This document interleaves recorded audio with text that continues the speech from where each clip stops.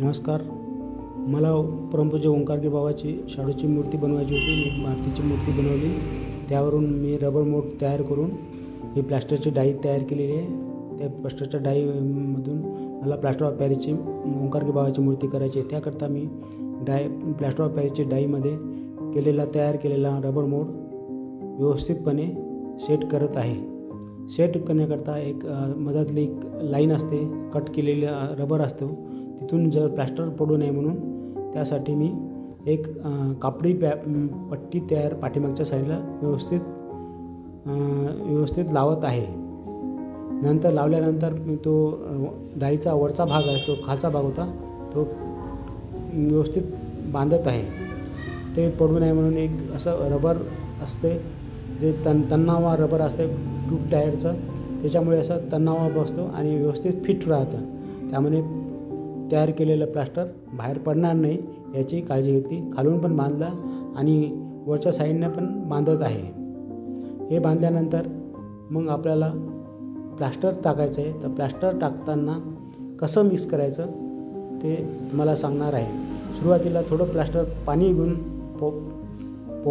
प्लास्टिकचं पातळ घ्यायचं, त्यामध्ये थोडंसं प्लास्टर पाणी टाकायचं. नंतर प्लास्टर हळूहळू कालवत राहायचं. पूर्ण एकजीव कालवल्यानंतर सुरुवातीला पातळ तर आपण लावलेल्या पट्टीवर टाकायचा, म्हणजे पट्टी ती सेट होते. पट्टी सेट झाली की ते पूर्ण मग ते तयार केलेलं थोडं प्लास्टर त्यात ओतायचं. ते ओतण्याच्यामध्ये एक दोन प्रकारे मूर्ती तयार करतात. एक भरीव मूर्ती तयार करतात आणि एक पोकळ मूर्ती करतात. पोकळ मूर्ती करताना मूर्तीत टाकल्यानंतर प्लास्टर तो 700ची डाई असतो ते फिरवा लागते. पण मला भरीव मूर्ती करायची, त्याकरता मी चांगल्या प्रकारे हे प्लास्टर टाकत आहे. तर प्लास्टर टाकताना परत एकदा थोडं पाणी टाकून तीच प्रक्रिया करणार आहे. तर प्लास्टर टाकताना सेट होताना आपल्याला चांगलं मुरून घ्यायचं, म्हणजे कालवून घ्यायचं, म्हणजे कुठे गोळे नाही राहिले पाहिजे. आणि पूर्ण झाल्यानंतर आपला जो भरीवपणा असते टाकण्यासाठी मी जे नारळाचे काते असतात त्याचा वापर करायचा. त्यामुळे मूर्तीला मजबूतपणा येईल.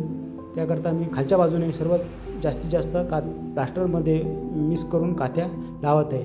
त्यामुळे खाली ठेवताना प्लास्टर फुटणार नाही याची काळजी घेत आहे.